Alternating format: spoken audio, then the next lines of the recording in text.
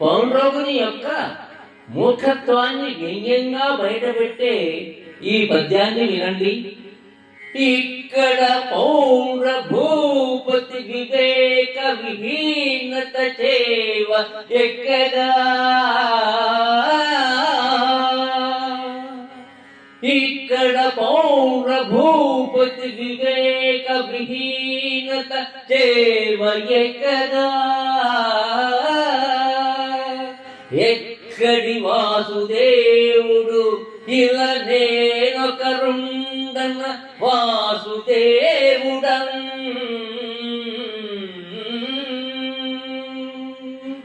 ఇక్కడ పౌండ్ర భూపతి వివేక విహీనత చేవ ఎక్కడా, ఎక్కడి వాసుదేవుడు ఇలా నేనొకరుండన వాసుదేవుడా, తక్కిన వాడు అందక సుదర్శన శార గదాది హేతులం, సృక్కన పట్టిన దశల చుట్టిన నిర్మల కీర్తి పట్టునే, దశల చుట్టిన నిర్మల కీర్తి పట్టునే,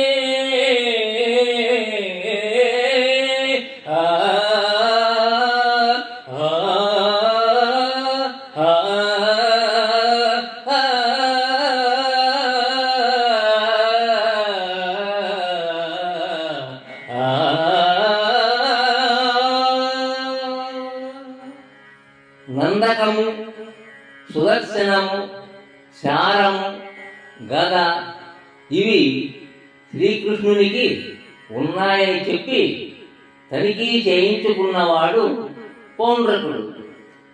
తనే అసలైన వాసుదేవుడనని భావిస్తున్నాడు పౌండ్రకుడు.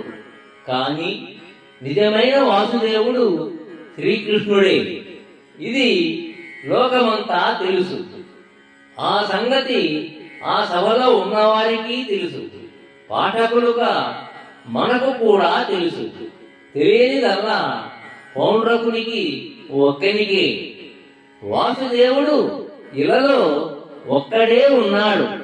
తక్కినవాడు కేవలం నందకము, సుదర్శనము, శారము, గద పెట్టుకుని తిరుగుతున్నాడు అంటాడు కవి. ఇది ఒక డ్రమాటిక్ ఐరనీ. ఎందుకంటే ఆ తక్కినవాడు పౌండ్రకుడు ఒక్కడు మాత్రమే.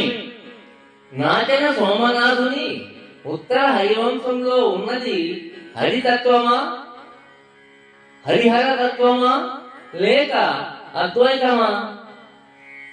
ఈ ప్రశ్న సులువుగానే అనిపిస్తుంది.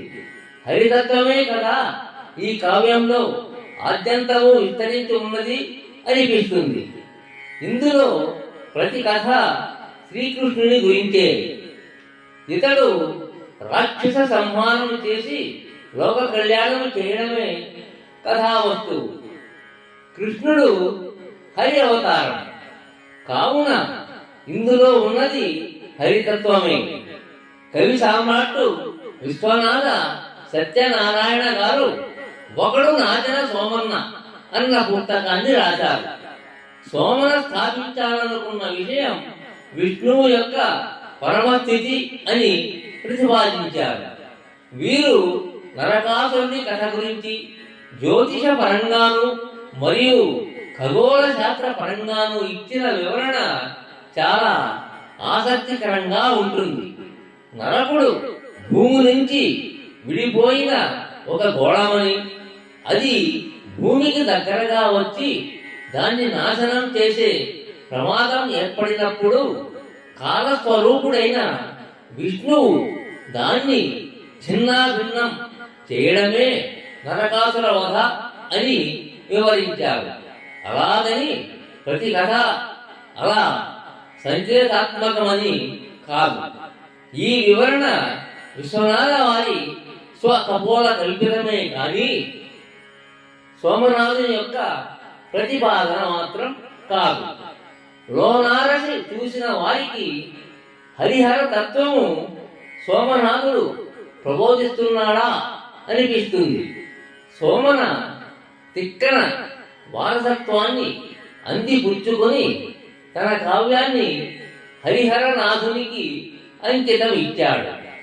శివ కవుల ప్రభావం కావచ్చు, మరో కారణం కావచ్చు, పరమత సహనం తగ్గింది. దైవము వైష్ణవము మధ్య పచ్చగడ్డి వేస్తే భగ్గుమంటోంది. బహుశా అందుకే హరిహరుల మధ్య సయోధ్య చూపాడు సోమనాథుడు.